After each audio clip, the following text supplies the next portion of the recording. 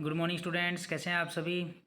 मैं रोहित कुमार आज आपके लिए control and coordination endocrine glands और हार्मोन्स का पार्ट सेकंड लेकर आया हूं। आप मेरी वीडियो को शुरू से लेकर लास्ट तक ज़रूर देखें। इसमें बहुत सारी ऐसी इन्फॉर्मेशन है जो आपके कम्पिटिटिव एग्ज़ाम के अंदर भी और सीबीएसई बोर्ड एग्ज़ाम के अंदर भी काम आएंगी और टू द पॉइंट हैं, आप आसानी से एग्ज़ाम के अंदर लिख पाएंगे। और जिन लोगों ने मेरा चैनल सब्सक्राइब नहीं किया है वो मेरा चैनल सब्सक्राइब ज़रूर करें ताकि आपको ऐसे ही इम्पोर्टेंट जो वीडियोस हैं आपको प्राप्त होती रहें। चलिए अब हम शुरुआत करते हैं एंडोक्राइन ग्लैंड्स एंड हार्मोन्स में।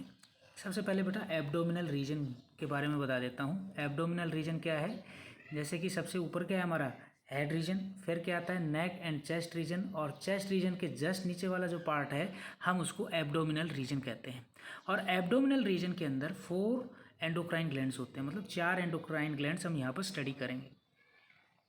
सबसे पहले आपको बता देना चाहता हूँ हम सबसे पहले पढ़ेंगे आज एड्रिनल ग्लैंड्स के बारे में। एड्रिनल ग्लैंड्स क्या होते हैं, सबसे पहले आपको ये बताता हुआ चलूँ, ये पेड़ की फॉर्म में होते हैं और किडनी के जस्ट अबव होते हैं।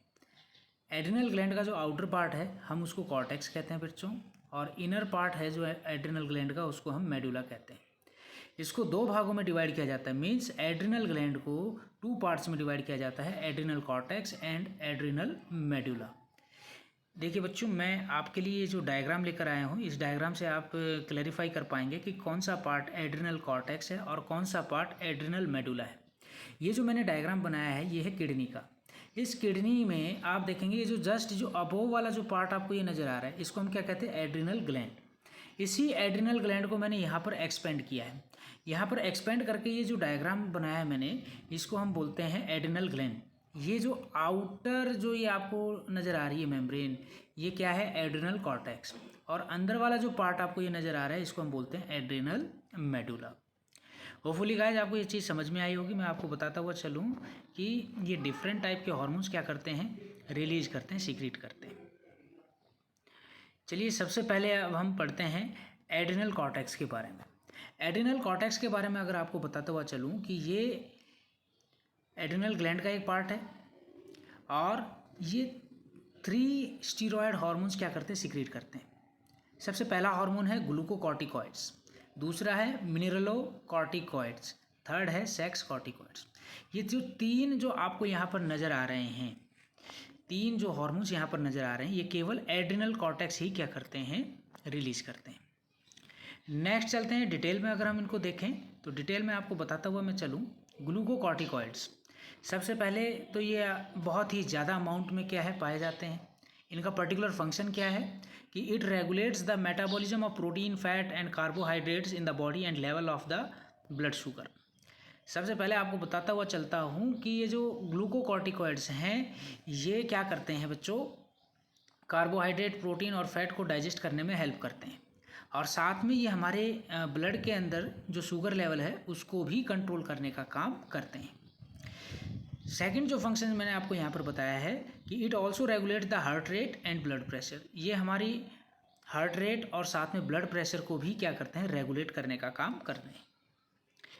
नेक्स्ट चलते हैं बच्चों मिनरलोकॉर्टिकॉइड्स, जिसको हम एल्डोस्टीरोन के नाम से जानते हैं।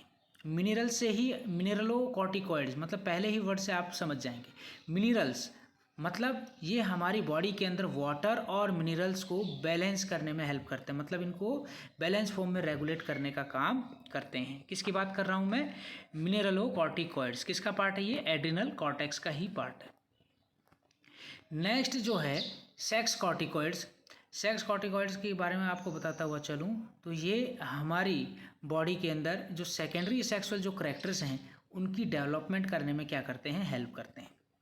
मेल और फीमेल्स के अंदर जितने भी सेक्सुअल सेकेंडरी करैक्टर्स होते हैं उन सभी को डेवलप करने में किसका मेन हाथ होता है बेटा, सेक्स कॉर्टिकॉइड्स। और ये सेक्स कॉर्टिकॉइड्स कहाँ कौन रिलीज करता है, एड्रिनल कॉर्टेक्स। एड्रिनल कॉर्टेक्स किसका पार्ट है, एड्रिनल ग्लैंड का।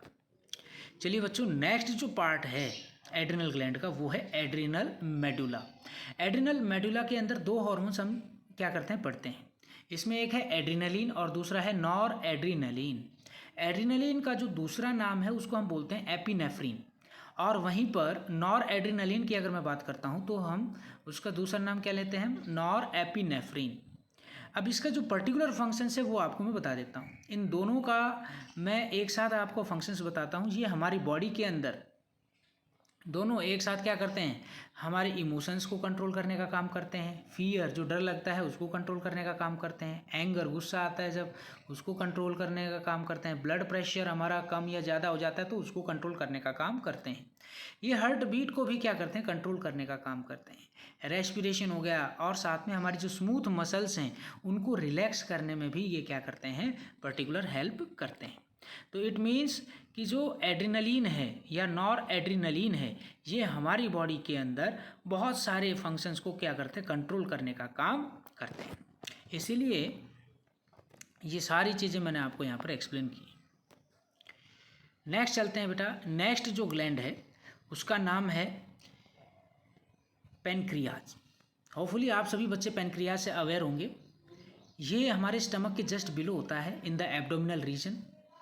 एंडोक्राइन जो पैनक्रियाज है, एंडोक्राइन पैनक्रियाज की अगर मैं बात करूं तो इनके अंदर 1 से लेकर 2 मिलियन तक इजलेट्स ऑफ लैंगरहैंस सेल्स प्रेजेंट होती हैं। क्या कहा मैंने, इजलेट्स ऑफ लैंगरहैंस सेल्स क्या होती है, प्रेजेंट होती हैं 1 से लेकर 2 मिलियन तक। और इनके अंदर 2 तरीके की सेल्स होती हैं इजलेट ऑफ लैंगरहैंस के अंदर। कौन कौन सी हैं, alpha cell and the beta cells. Alpha cell क्या सिक्रीट करती है, ग्लूकागन हार्मोन रिलीज करती है। और वहीं पर बीटा सेल की अगर मैं बात करता हुआ चलूँ तो ये इंसुलिन हार्मोन क्या करते हैं बच्चों, रिलीज करते हैं। आगे बढ़ते हैं बेटा। They secrete 2 hormones. पैनक्रियाज की अगर बात करते हुए चले हम तो पैनक्रियाज 2 हार्मोन्स क्या करते हैं, रिलीज करते हैं। पहला है इंसुलिन और दूसरा क्या है, ग्लूकागन। इंसुलिन का फंक्शन समझ लीजिए, it regulate the conversion of glucose to glycogen. मतलब क्या करते हैं, इंसुलिन का काम है कि ग्लूकोज को ग्लाइकोजन की फॉर्म में कन्वर्ट करना। और हमारी बॉडी में जो एनर्जी स्टोर होती है वो किस फॉर्म में होती है, ग्लाइकोजन की फॉर्म में होती है। तो इसलिए ये ग्लूकोज को ग्लाइकोजन की फॉर्म में कन्वर्ट करते हैं ताकि हमारे ब्लड के अंदर शुगर का लेवल क्या हो सके, कम हो सके, लो हो सके। ये पर्टिकुलर फंक्शन है इंसुलिन का।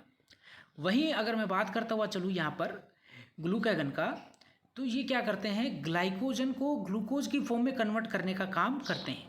और ये हमारे बॉडी के अंदर या हम कहें हमारे ब्लड के अंदर ग्लूकोज के लेवल को इंक्रीज करने का क्या करते हैं, काम करते हैं।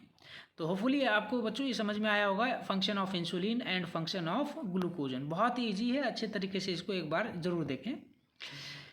नेक्स्ट है बेटा हमारा ओवरीज। नेक्स्ट जो मैं आपको यहाँ पर एंडोक्राइन ग्लैंड के बारे में बताने जा रहा हूँ वो है ओवरीज। पेयर की फॉर्म में होती हैं ये, और हमारे ये फीमेल्स के अंदर लोअर एब्डोमिनल रीजन के अंदर होती हैं। ये 2 हार्मोन्स क्या करते हैं, रिलीज करते हैं, प्रोजेस्टेरॉन और ईस्ट्रोजन। प्रोजेस्टेरॉन और ईस्ट्रोजन हार्मोन ये क्या करते हैं, रिलीज करते हैं। पर्टिकुलर मैं आपको ये बताता हुआ चलूँ इनके फंक्शंस क्या हैं। इन दोनों को अगर मैं इकट्ठा करके एक फंक्शंस बताने की कोशिश करूँगा तो मैं कहूँगा कि ये ओव्यूलेशन करने में क्या करते हैं, बहुत ही इंपॉर्टेंट रोल अदा करते हैं। इट मीन्स जो एग की जो फॉर्मेशन होती है उसमें इन दोनों हार्मोन्स का बहुत ही बड़ा योगदान होता है। दूसरा, ये फीमेल्स की जो यूटीरस है, यूटीरस जो वॉल होती है एंडोमेट्रियम की, उसको प्रिपेयर करने का काम करते हैं ताकि जो फर्टिलाइज्ड एग है वहाँ पर जाके इम्बेड हो सके।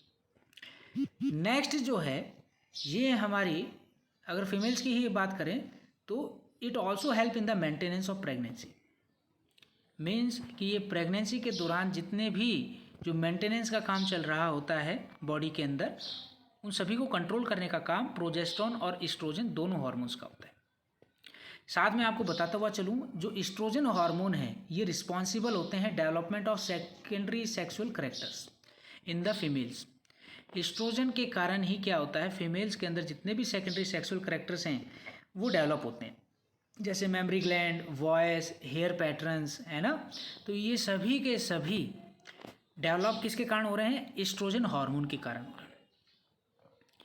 चलिए बच्चों, नेक्स्ट है हमारा यहाँ पर लास्ट जो मैं आपको एंडोक्राइन ग्लैंड के बारे में बताने जा रहा हूँ उसका नाम है टेस्टिस। ये एक्स्ट्रा एब्डोमिनल कैविटी के अंदर क्या होते हैं, प्रेजेंट होते हैं। मतलब एब्डोमिनल रीजन से बाहर ये क्या होते हैं, प्रेजेंट होते हैं। और इनके अंदर इंटेस्टाइनल या इंटेस्टाइटल सेल्स होती हैं जिसको हम लेडिक सेल्स भी कहते हैं। जो मेल सेक्स हार्मोन क्या करते हैं, रिलीज करती हैं, जिनका नाम है टेस्टोस्टेरोन। ध्यान से सुन ले दोबारा से, टेस्ट स्पेयर की फॉर्म में होते हैं और ये एक्स्ट्रा एब्डोमिनल पोजीशन के अंदर क्या होती है, प्रेजेंट होती हैं। इनके अंदर इंटेस्टाइनल सेल्स होती हैं जिनको हम लेडिक सेल्स के नाम से भी जानते हैं। ये मेल सेक्स हार्मोन रिलीज करते हैं। मेल सेक्स हार्मोन का नाम है टेस्टोस्टेरोन। इसके पर्टिकुलर फंक्शंस मैंने नीचे लिखे हुए हैं, आप इसको पढ़ भी सकते हैं और लिख भी सकते हैं। एक तो ये क्या करते हैं, जो मेल रिप्रोडक्टिव पार्ट होता है, मेल रिप्रोडक्टिव ऑर्गन है, उसके अंदर जितने भी एसेसरी सेक्स ऑर्गन्स हैं, जैसे कि seminal vesicles, prostate gland, epididymis, vas deferens, तो ये सारे के सारे क्या हैं, एसेसरी सेक्स ऑर्गन्स हैं। उनकी ग्रोथ, डेवलपमेंट और पर्टिकुलर फंक्शन करने में क्या करते हैं, ये हेल्प करते हैं। किसकी बात कर रहा हूँ मैं, टेस्टोस्टेरोन हार्मोन्स की। साथ में ये मेल्स के अंदर जितने भी सेकेंडरी सेक्सुअल करैक्टर्स होते हैं उनको कंट्रोल करने का भी काम करते हैं। सेकेंडरी सेक्सुअल करैक्टर से आप क्या समझते हैं, जैसे कि enlargement of penis and scrotum, मतलब enlargement of penis and scrotum, ये सेकेंडरी सेक्सुअल करैक्टर्स हैं जिनकी डेवलपमेंट कर रहे हैं कौन, testosterone hormone. Growth of facial and the pubic hair and enlargement of larynx, मतलब डीपनिंग ऑफ वॉइस। आप देखते हैं बॉयज़ की जो आवाज़ होती है वो थोड़ी सी कड़क सी होती है, तो वो क्या कारण है, क्योंकि लैरिंग्स का जो साइज़ है वो बड़ा हो जाता है by the help of the testosterone hormone.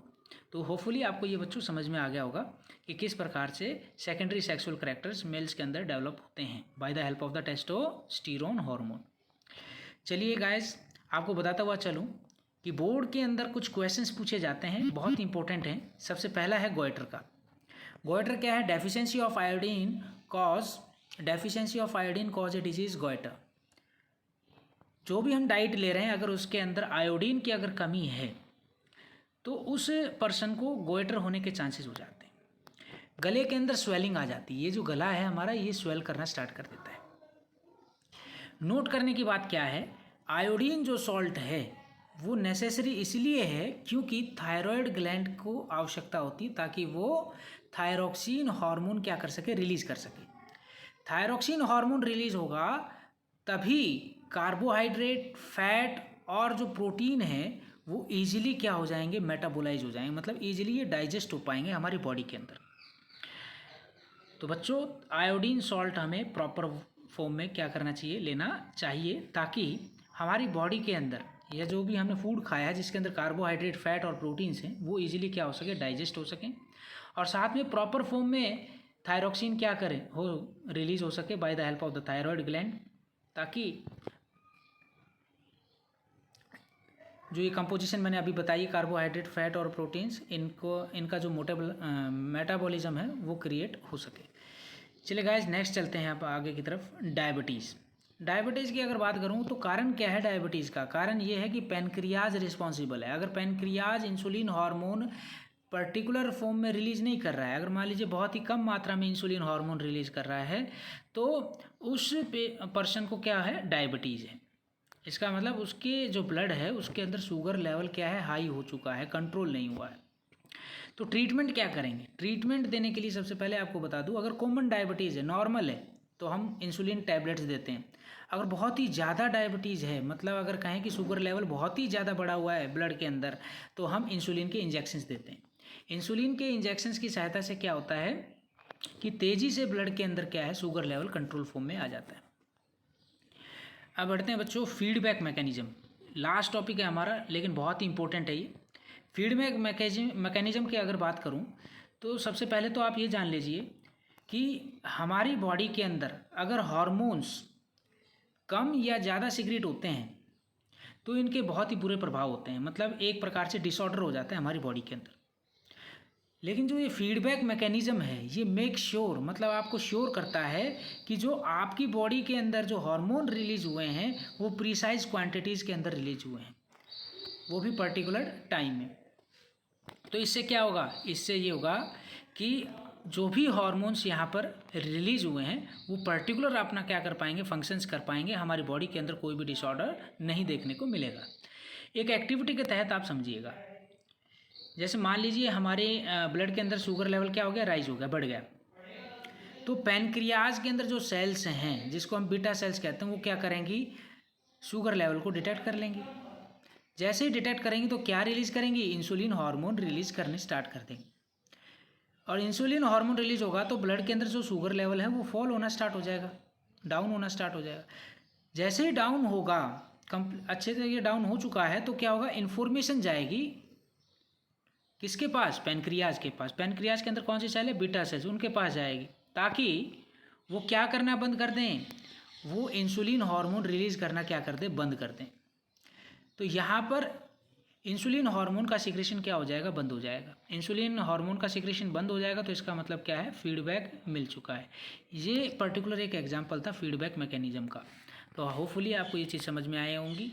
आपने शुरू से लेकर लास्ट तक वीडियो को 2-3 बार ज़रूर देखना है, ताकि जो मेन जो पॉइंट्स हैं वो आपको हमेशा के लिए याद रहें। कॉम्पिटिटिव एग्ज़ाम के लिए ये वीडियो बहुत ही अच्छी रहेगी आपके लिए। और जाते जाते आपसे यही कहना चाहूँगा कि जिन लोगों ने मेरा चैनल सब्सक्राइब नहीं किया है वो एक बार चैनल सब्सक्राइब ज़रूर करें, ताकि जो लेटेस्ट जो इन्फॉर्मेशन है वो मेरे यूट्यूब चैनल से आपको प्राप्त होती रहे। आपका बहुत बहुत धन्यवाद। आपका दिन शुभ हो, मैं यही कामना करूँगा। जय हिंद, जय भारत। फिर मुलाकात होगी। जय हिंद, जय भारत। बाय।